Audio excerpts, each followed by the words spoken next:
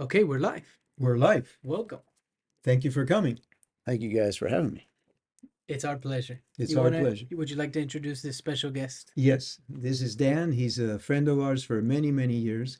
He is a firefighter and a paramedic, Yes, and he is definitely a wealth of knowledge. I hope And so. we wanted to bring him on because we just had an earthquake in California, and there's always room for more learning, and you definitely got a lot to say. So please take it away. Okay. Preparedness. Thank you, Pablo. Mike, it's good to be here. Yeah. Well, why do we have so many earthquakes in this area? It's like this is California. It's a seismically active area. We live along multiple fault lines around here, and historically, we've seen big earthquakes that have occurred.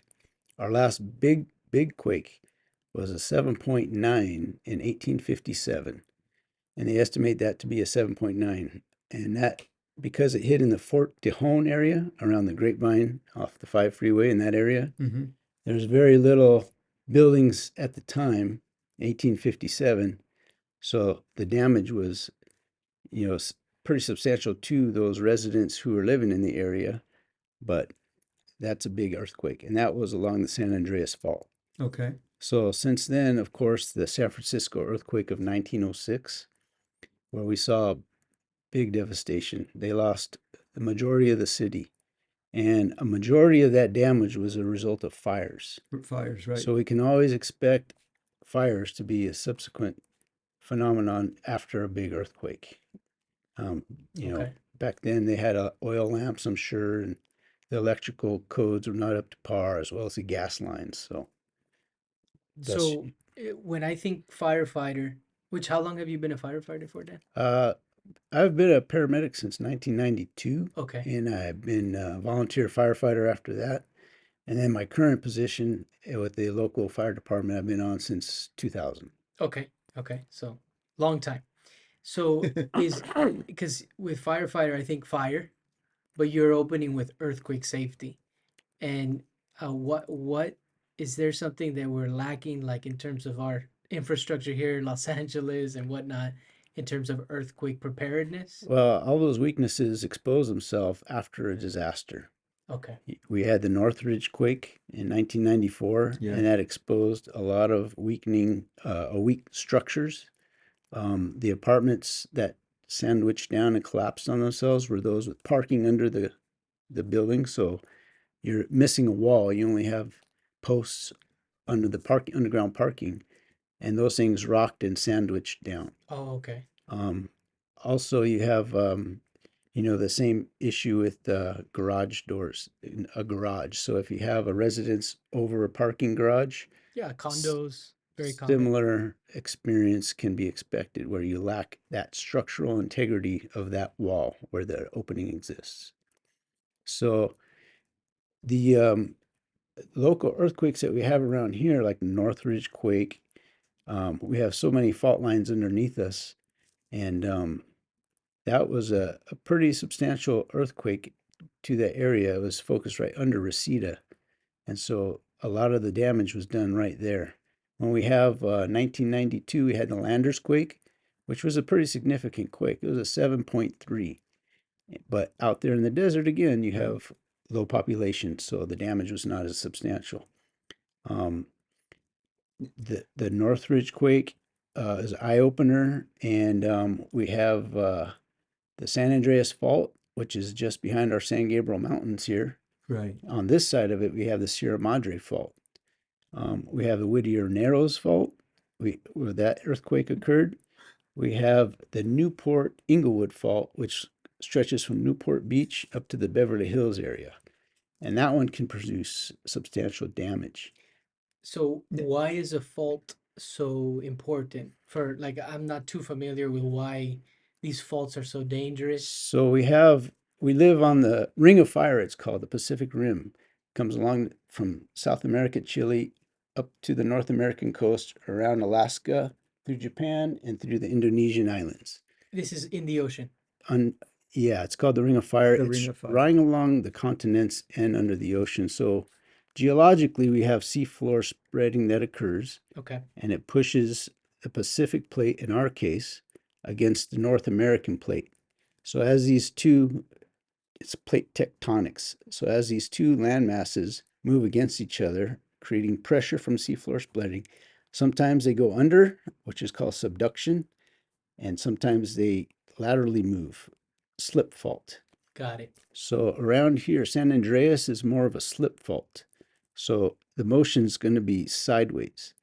So if we have like the Landers quake was in Coalinga, and not Coalinga, Coachella, Oh, Coachella Coachella Valley, Valley. by the Okay. Salton Sea. Okay.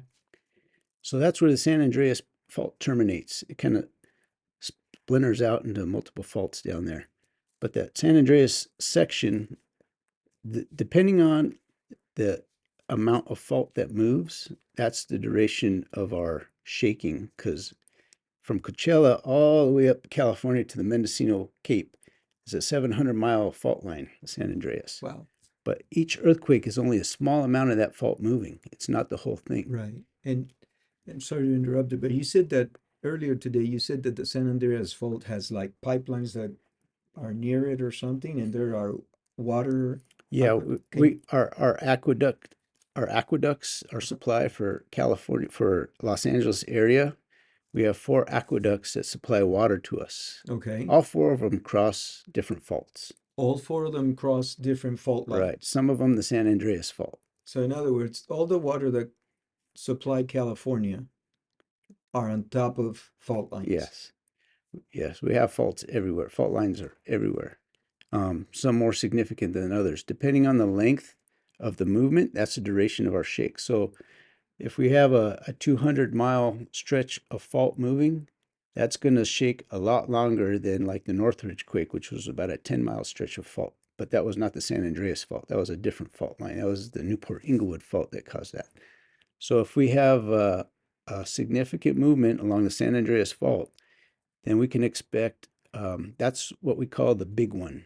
When the big one hits, and it's not a matter of if, but when, Okay. because they estimate every 150 years a large earthquake occurs along the San Andreas, Mm-hmm. and we're overdue. We're overdue. Yeah, so when that does hit, we can expect a significant amount of movement just because it's like a zipper. So it'll start the movement in one area and it'll move along that fault line to wherever it terminates.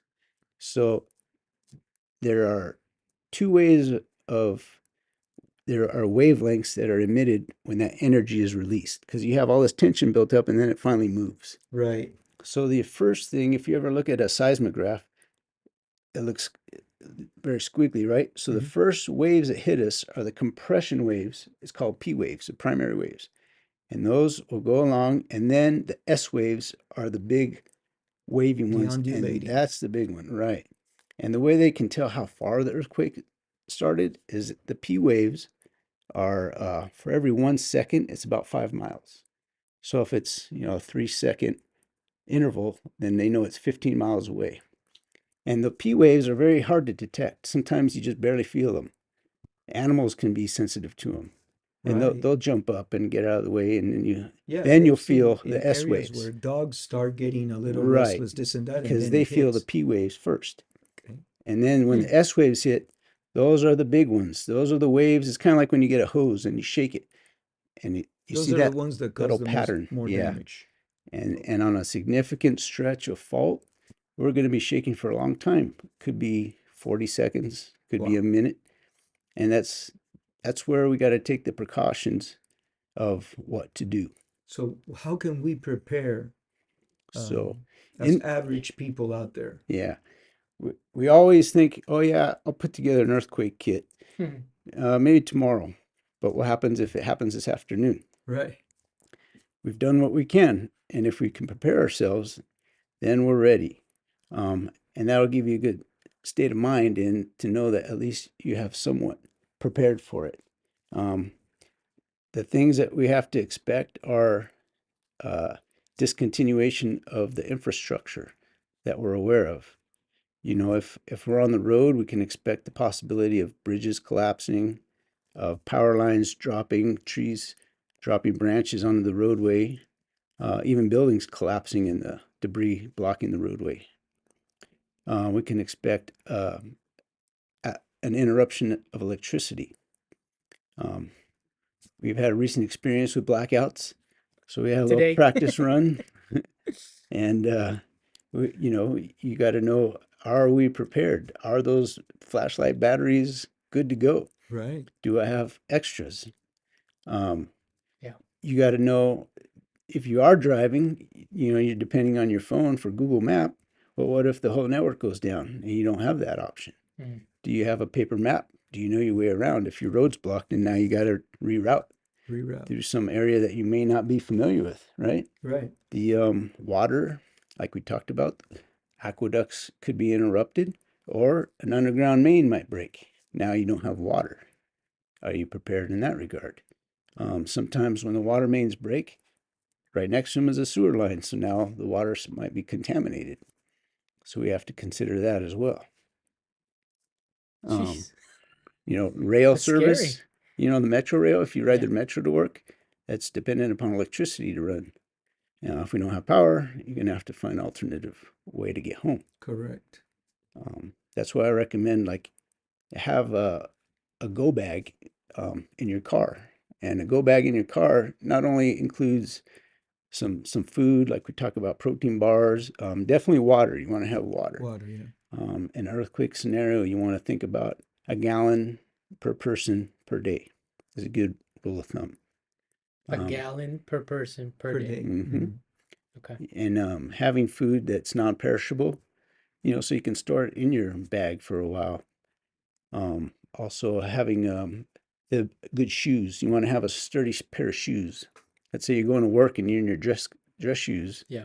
And you're not going to want to walk home in your penny loafers. You want to have some good sturdy shoes, or boots in Yeah, your because car. there may be glass on the ground too, right? Right. You got glass breakage, maybe. Nails, Nails. you got rocks, you could have debris. It's really hard to determine what it is we're going to encounter because we don't know. Okay. We haven't been there yet. But there are a lot of examples that we can look at, especially in other countries, but their building codes are not up to the standards of ours. But you can see the amount of destruction that can occur and how difficult it might be to get home if you are out on the road. One important thing to carry is a good sturdy pair of work gloves.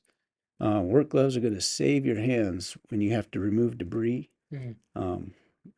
You don't want to cut your hand and now deal with an infection for the next few days or something like that. Yeah. You want to protect yourself in that regard. In your go bag, you should have a good sturdy change of clothes, some jeans or something that you're going to work in. You want to have a warm jacket.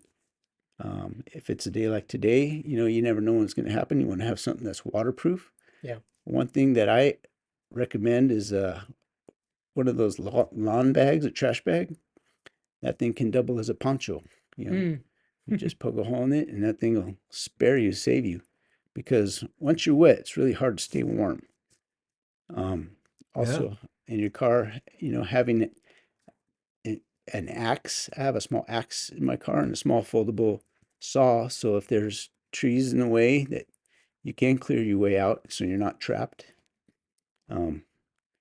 These are all things to consider. Yeah. Absolutely. Blanket in the event that now you might have to sleep in your car. Yeah, you're talking about basic stuff that sometimes people just don't think about because we take a lot of things for granted. Yeah. Right?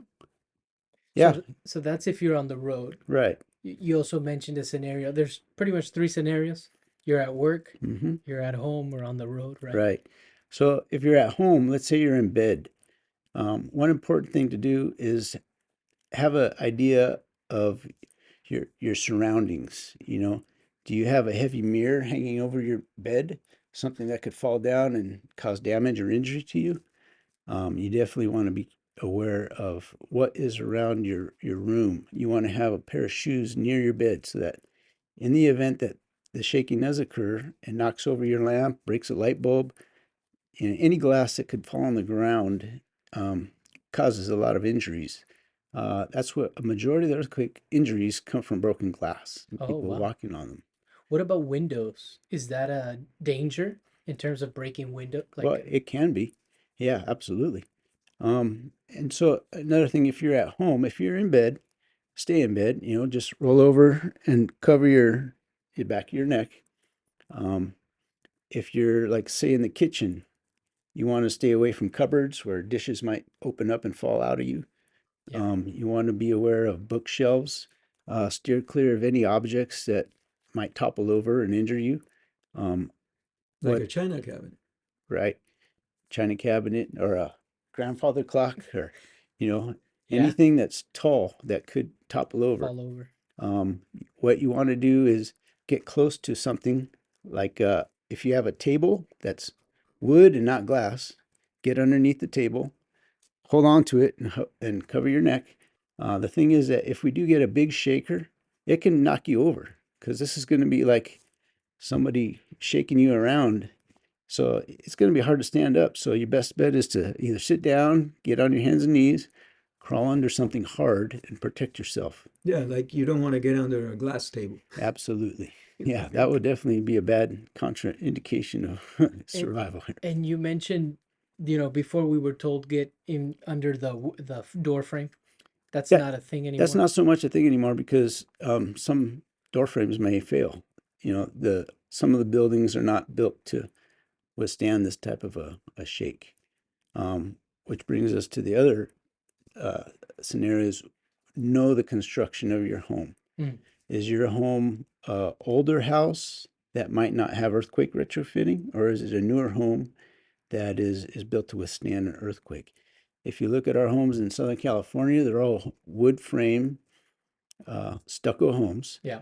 because wood can flex and withstand the shaking. Shake. If you were to take our home and put it in Florida, and their hurricanes out there would splinter it up and take it away.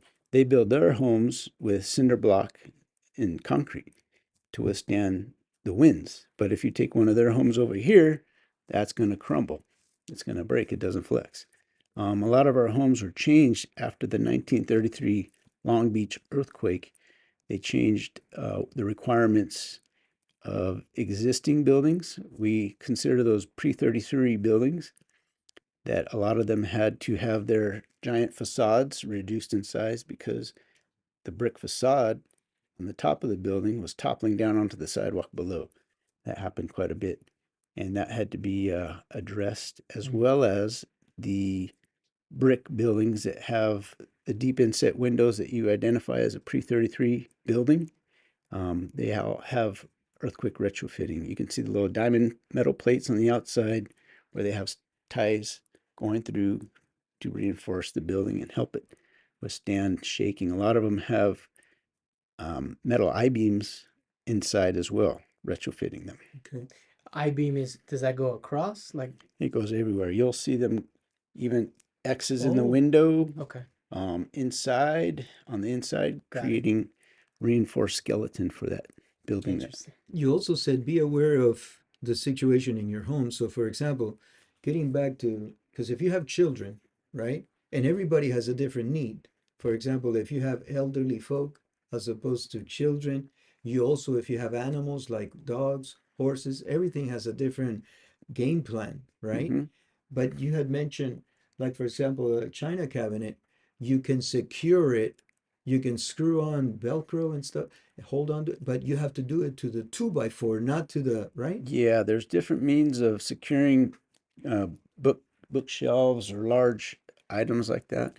Um, they have different type of straps. You can either strap it directly to the wall, Mhm. or there's a strap that has a really hard Velcro where one strap's on the wall, one strap's on the furniture, Oh, and okay. that'll keep it from moving. But you're right, you want to make sure that the wall attachment is anchored into the stud, not just into the drywall, because that will pull right out. Um, but as far as um, before we get into the pets, we'll talk about if you're at work, because that's another scenario. Yeah. Know your building at work. What kind of a structure is it? What is your exit plans, or what is your plan during an earthquake?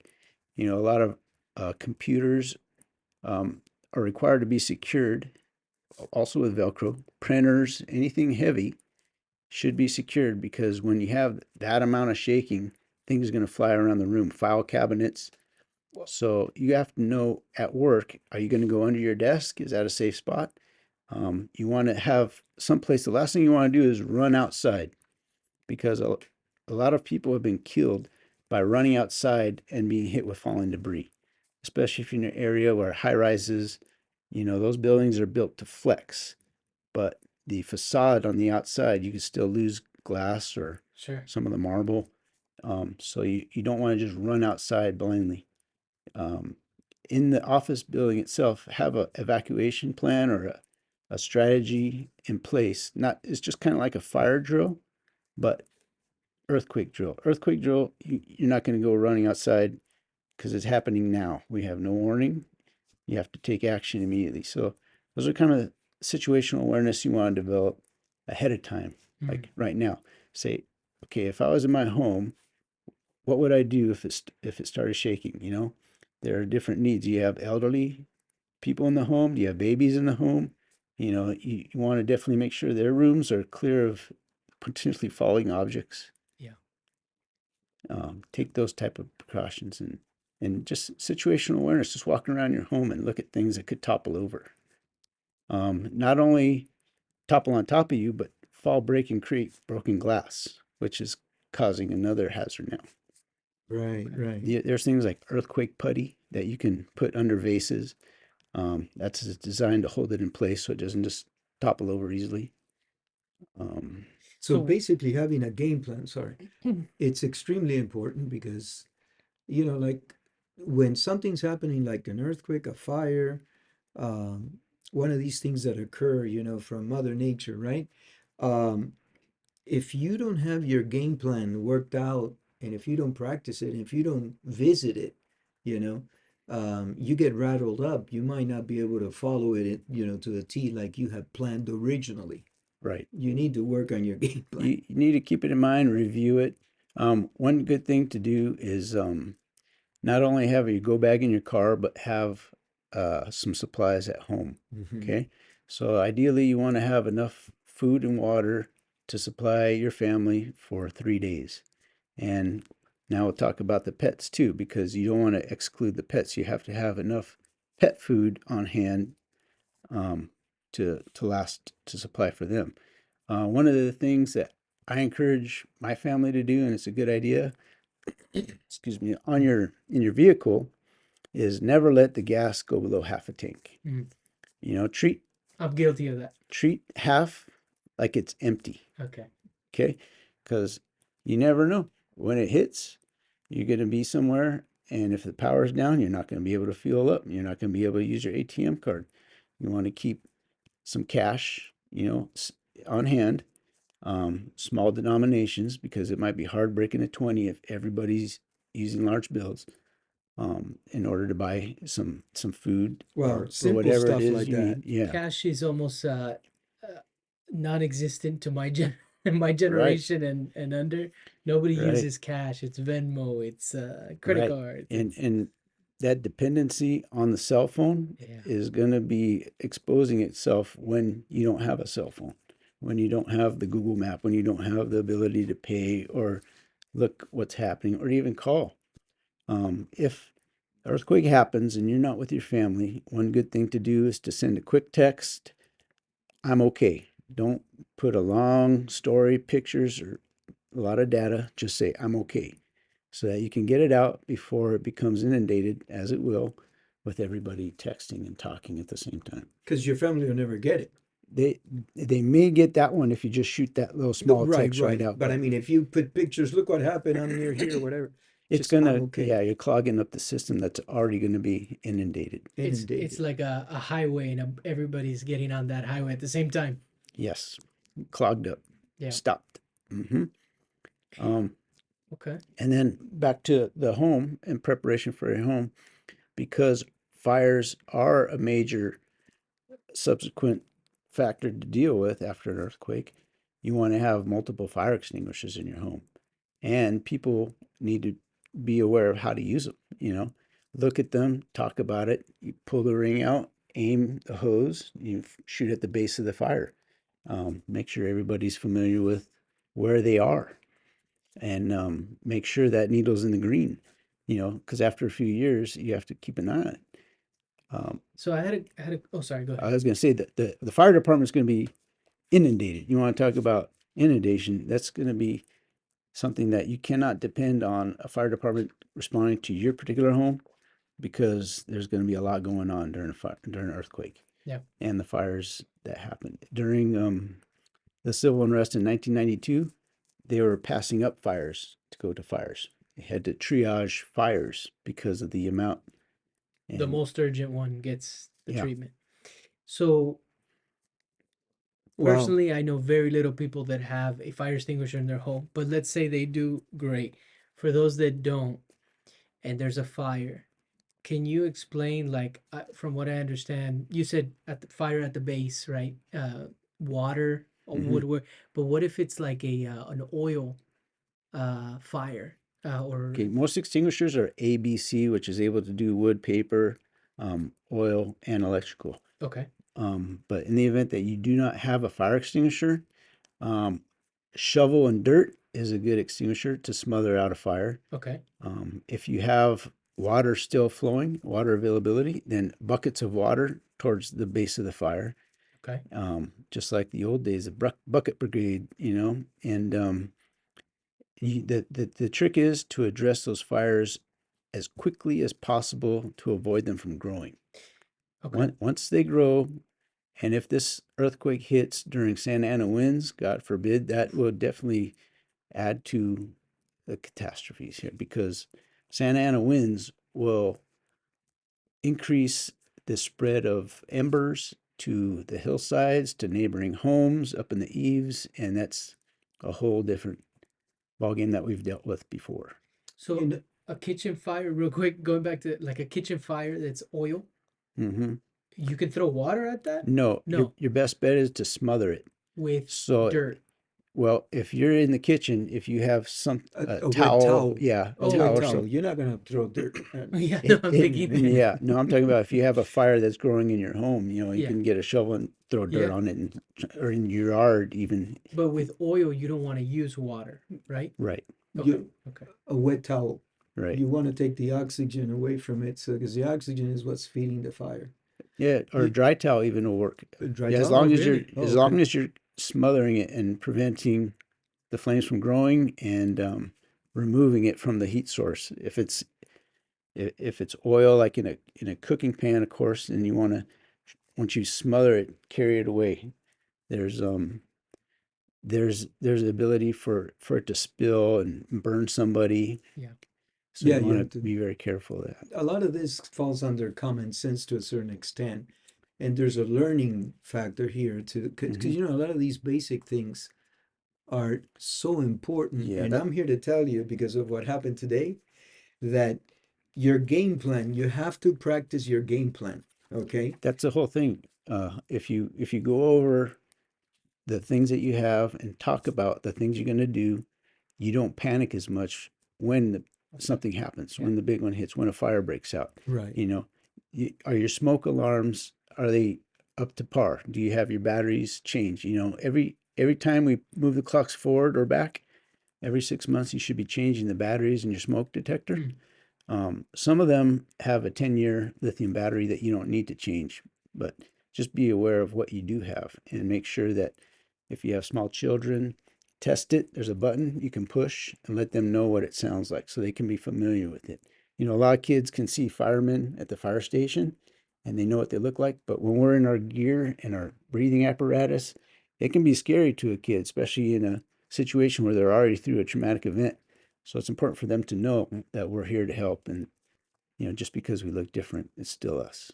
But you said something extremely important to me that, it makes sense once you hear it, and we should know it, but, we're not involved with this on a daily basis, that you're here to help, but you're limited because if something big happens, there's going to be a lot of issues all over the place. Yeah. So, I'm trained to believe, oh, you know what, I'll call 911 and they'll be here, they'll give me a hand. But you know what, on something like this, I would think that the best route to think is you got to be self-sufficient until you get that help, and that help may not come right away. Mm-hmm. And actually, it may not come for 24 hours, 48 hours, depend, because you just said you were on your way to put out fires, and there were fires along the way that you could not address because you were headed to a priority thing, like Right, maybe a fire next to an electrical right. plant or something like that, that if it took off, if it, so So, that's so very you have good. to be So, prepared to take care of yourself without depending on outside agencies at first. You know, eventually they'll get to you, but initially, for who knows how long, like with Katrina, you saw how many people were stranded. Um, Hurricane Katrina hit, you know, people were stuck in their homes, stuck on their rooftops for a long time before they were able to be rescued. yes, So having a game plan for the disaster that could hit your area is crucial. And with us, we have wildfires. You know, when the wildfires occur, you can get the false sense of security that you're so far away from the hills that you're safe. But if the Santa Ana winds are blowing embers, I mean, we've had fires where the flames are sideways, Pablo, because they're going house to house to house, That's crazy. and there's no stopping them. There's no stopping it at that stage. So it's really something that I mean, that's why you want to address fires in your home before it becomes a conflagration, and then it's really tough to put out.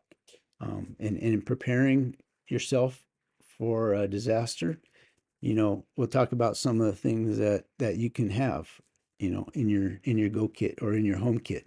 You know, we talked about having enough food. You want to have canned food, dehydrated food. Obviously, the food in your fridge is going to be the first to go, so you want to eat that first because it's going to spoil. Um, if you have ice chests, that's good. You want to keep those frozen gel instead of ice in your freezer. So in the event that the power does go out and you expect it to be out for a while, you can transfer everything into an ice chest with those gel packs in there and it'll last longer. and keep it refrigerated for a while. Another Because thing that you mentioned about the food storage, mm-hmm, and it hits me. You know, I was thinking I'll buy a lot of food, keep it in this area, but everything has an expiration date.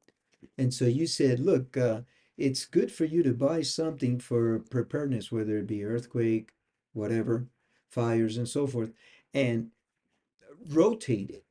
Go back to that, section where you have all your storage, right. and look at it and One thing that I find is like your canned goods, they have an expiration date. So with a okay. felt tip pen, just write the expiration date on the top. That way, when you have everything inside your bin, your canned goods, your dehydrated goods, they have a longer ability to last years. Um, you got to rotate those through, like you say, address it every 6 months when you're looking at your smoke detectors. Look at the dates. Oh, okay, let's eat this now and let's put a fresh one in here. So now you're good for another year or two, but you definitely have to address it. You can't just build a kit and And forget forget about it about it. because, you know, earthquakes, they could happen anytime and it could be years from now. Yeah, by the time you get And there, it's spoiled. and you're not going to have anything good to eat. One of the things you mentioned on the Go Kit was for every gallon of water to make Every that water last 8 drops of was it Well, bleach? in the event that your water is not bottled, because if you have bottled water, that's going to store for a long time. Okay, And the seal is not broken. got it. Um, the clear plastic bottles, you want to avoid sunlight or heat because the plastics can leach into the water. So you want to try and store them in a cool, dark place. Um, Obviously, it's heavy, so we want it on a lower shelf. You don't want it where it's going to fall off. What you can do is sometimes if you have a rack in your garage or something like that, you can run a bungee cord or rope just to keep things from falling off. And I recommend that just for generally for anything. Yeah. But if you buy um, water in like a BHA free bottle, those will last a lot longer. The big giant 5 gallon bottles, Yeah. like you use in a water dispenser, that's an excellent way to store water at home. Okay. Um, are you able to share with us, going back to fires, like some of the common fires you've had to go put out? Like, what is the cause? Because I've heard like people fall asleep with a cigarette, or you know, kitchen fires. Yeah. Like, what are you Well, seeing? I've seen space heaters that have been left on, and people are not clearing out paper goods or they're not monitoring them. And The little wall heater? space heaters, the electrical space heater that you can just put in front of you just to heat you up, those portable heaters Oh, are responsible for a lot of fires. Electrical, which is something that you see after an earthquake, electrical fires, because if you have any electrical problems in your house where there's some wiring that needs to be addressed, mm, gas lines that need to be addressed, it's best to take care of that now and avoid the problems if an earthquake occurs. mm. We have, um, I mean, there's people leave candles, and we've had fires as a result of that, not monitoring your candle. During an earthquake, candles are like a last resort Mm. because if you do have a broken gas line, Right. you don't Oh, want any open flame. jeez. Yeah. Even turning on a light switch, your switch is Spark. there's a capability of creating a spark. Um, Flashlights, anything that's not intrinsically safe, it can create a spark. So it's a good idea to hold off on cooking indoors until some time has passed. If you detect a smell of gas, you got to know how to shut off your gas. Do you know where your meter is? Do you Yes. have a wrench tied to the meter so that anybody can get there and turn off the gas? Do you know how to turn off your electrical panel? If there's some loose wiring or you do smell gas and you want to shut the gas off, open up the windows and let your house air out. Well, the gas thing is extremely important Yeah. because you may not be able to smell it. You may have a leak, but not big enough where you can smell it. And then so how would you go about that?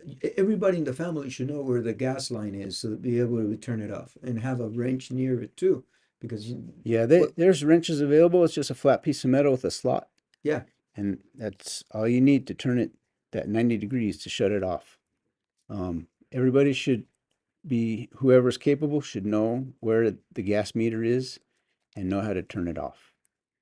Um, Now, go ahead. Now, I Sorry. was going to say, cooking in the home is something that you may have to do if we have our 72 hours where we're on our own, preparing our own food, right? So there's different ways that you can prepare your food. If you're lucky enough to maintain gas and you have a gas powered stove, as long as you don't have the detection of any gas leak going on, you have your stove still available to you. But let's say you had to turn off your gas. Um, you know, a lot of us have outdoor barbecues with a propane tank. We might end up having to use that to cook, or a camp stove.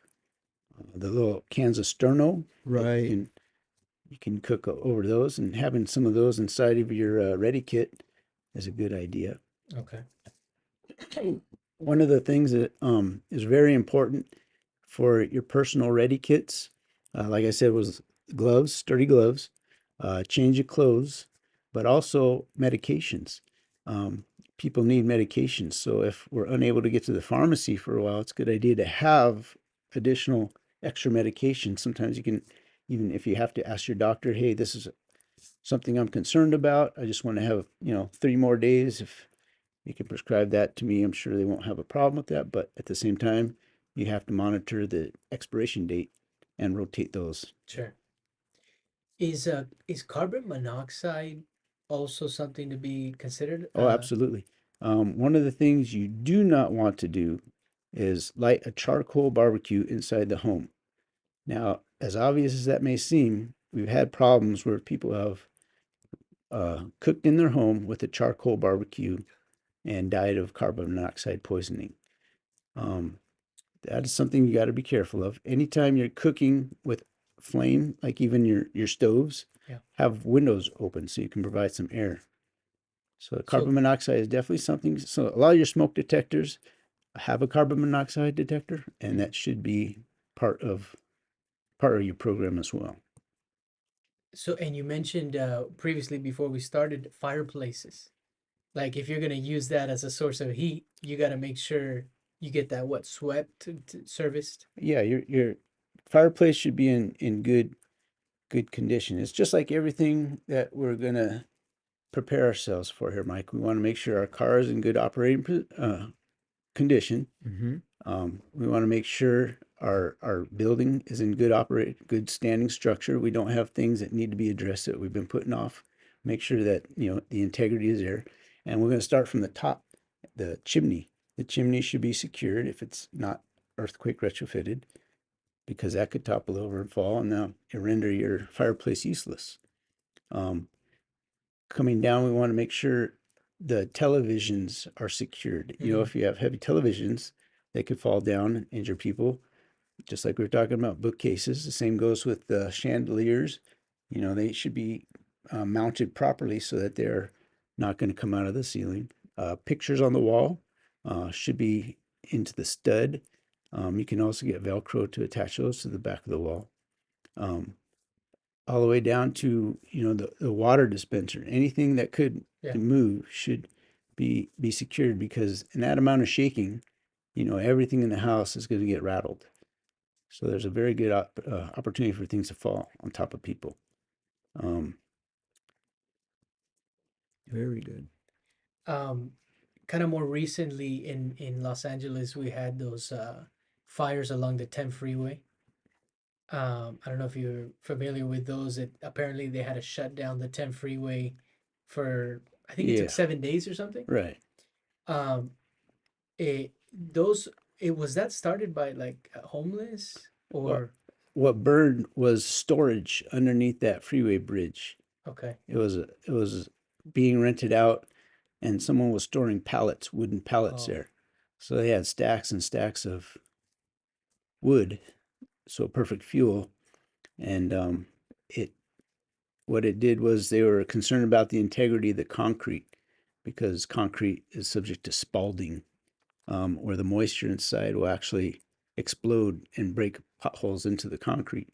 So they wanted to make sure that the integrity of the bridge was intact before they opened it back up. Oh, okay. So Okay. that happens when you have like a tanker truck that catches fire, um, which is another point. You know, all these things, I'll come back and forth, but when you're driving and you feel an earthquake, you know, sometimes people think they have a flat tire.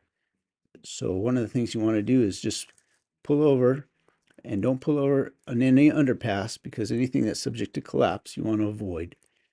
Be aware of power poles, transmission lines, and it doesn't have to be the pole falling over. Sometimes the lines will drop and you have energized wires on the ground. That's something to be aware of continuously through driving through your home. That could be a source of injury and a fire. Do you not get out of the car in that situation? Like Not if you don't have to. You just let the earthquake pass and then continue to your destination, I mean, hopefully. if like there's live wire. Well, if a live wire falls on your car, you're insulated by your rubber tires. Okay. But once you step on the ground, you create that arc. Circuit. So yeah, you don't, if ever you're trapped and there's live wires on your car, when you open the door and you jump away from the car without touching the car and the ground at the same time, that's how you would escape if you had to.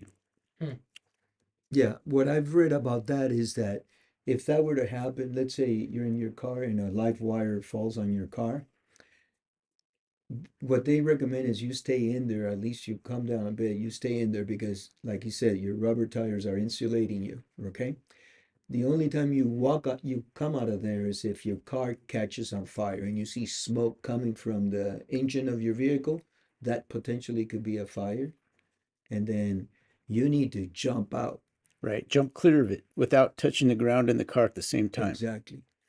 Because the area around the car, I read this in an article, is potentially charged. So once you jump away from the car, you need to fall on your 2 feet and then you do the shuffle, right? Just You, get away. Yeah. yeah, you, Just get out of One there. other thing that brings you to don't mind. lift your feet off the ground. You shuffle off away if you're Right. On days like today where it's raining really hard, you oh have flooded conditions, the electricity is going to travel through water. So if you're in a pool of water and you know it's energized, then it's going to be dangerous. That's when you would hopefully be able to wait for the fire department to rescue you. Um, and then another thing about water, like if you have water mains break under the street, yeah, what happens, it will create a cavern underneath the asphalt that will eventually sink in. sinkholes.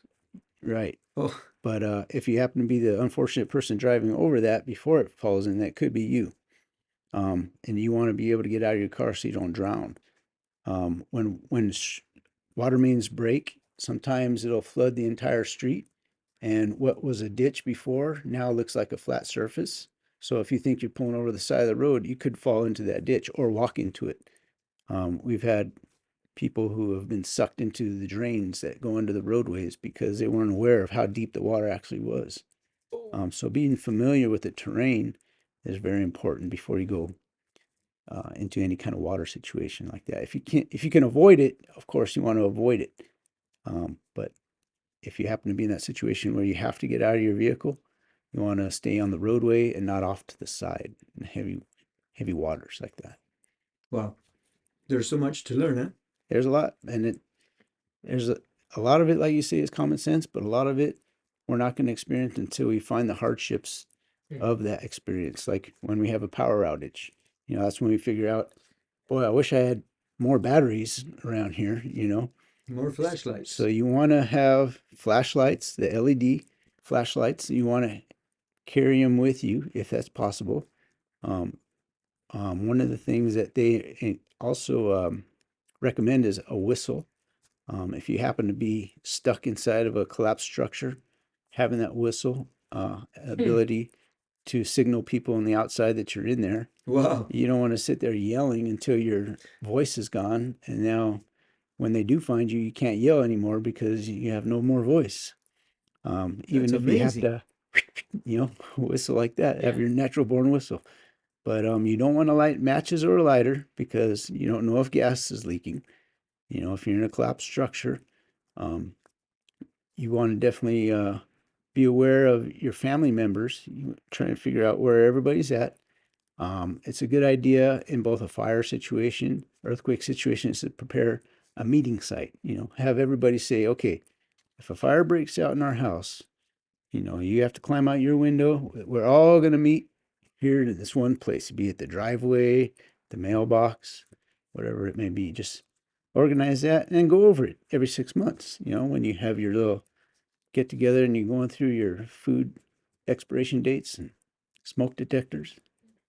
Those are all things that need to be revisited. Well, let me throw something out there now that you're mentioning all of that. It's been raining in California now the last few days, and there are floods everywhere. And we had a situation this morning where I needed to find one particular key because of all the floodings that's going on. And, I thought I know where that key is. Well, um, it just so happens that the key was where it was supposed to be, but I didn't pull that drawer out enough and I didn't see it initially. And I got, what do you call it, frazzled or Razzled. razzled? And I said, oh my God, I took it out of there and that key's supposed to be there. And I looked all over the place, got soaked, you got soaked, you got soaked, all of us got drained on, and the key was there a little further back. But why is that so important? Because I thought I had a game plan. I've looked at it every now and then. And when I went to look for it, it wasn't exactly where it was a little further back. And where did it go? Well, maybe we have more keys made out for different members of the family. So the different members of the family know what to do. Like, for example, where the gas lines are, walk it around with the family, have that wrench that is the flat one. I know what you're talking about, so that because what good does it do you? Oh, okay, here's the gas line, but how do we turn it off? Right? Yeah, crescent wrench. So I think that one of the things that we could do is have a preparation plan and review the plan with the family, Yeah. including your younger children. Children are very resilient, even 5 year olds, 6 year olds, 8 year olds, they'll remember. We don't need to scare them. We just need to inform them. And a Right. lot of stuff is And common talking sense. talking about it and going over a game plan like that, and even everybody, let's do it. Let's all go out and meet out in the driveway. This is what we would do. Okay. We're In gonna do it. in the event of an earthquake, okay, everybody drop onto the floor, crawl under the table, hang on, cover your neck. And that's something good to practice with kids. And that way it's not such a foreign, scary occurrence because hey, I know what to do. Um, and then at the same time, you got to be aware of all the hazards that will exist, the broken glass, the potential for gas leaks, and stuff like that. So have a game plan as far as, okay, if this happens, we're all out of the house, we're all going to meet here. Is it true? I mean, as a kid, they would say you crawl if there's a fire, you don't want to breathe the smoke. Is that still? Yeah, adults and kids, if there's a fire in your home, um, smoke detectors will alert you, hopefully. It's good to sleep with your door closed because that will prevent smoke from going into your bedroom while you're asleep. Smoke asphyxiation kills more than flame itself. So when you have smoke in a home or during a fire, what it does is it accumulates up at the top and then it starts to bank down. And as it banks down, it's pitch black in the smoke, but once you're crawling on the ground, you're in clean air. So that's why they say crawl under a fire, under smoke during a fire. And that's exactly what you want to do to evacuate if you have a fire in your home. And that's one thing you can practice with the kids too. Okay, let's go. We're going to crawl. This is where we're going to go. And that's dependent on where the fire is, of course. If it's in the room in the hallway, blocks your exit, you have to have another plan. You have to go out the window. If you're on a second floor, then you need to have some sort of a escape plan, ladder or something like that in place ahead of time. Be prepared. I think that's the main, Yeah. just be prepared, practice it. Boy Scout motto. Be prepared. Excellent. Fantastic. And then a lot of this information is available on the website ready.gov. Okay. And that's a really good website to get links of preparation, of building your kit, because the things that we're discussing right now, I haven't included everything in the kit. There's so much more that can be in there, things that you're going to need. You know, a lot of times what you can do at home is get buy a trash can size storage and just fill that with your food. Put some wool blankets in there because those will still keep you warm if it's wet. Your changes of clothes, flashlights. You can't stress that enough how important flashlights are. And then, you want to keep your hands free to work. So a headlamp is really vital. That really helps out. Super. Having a means of starting a fire, have some lighters in there, waterproof matches.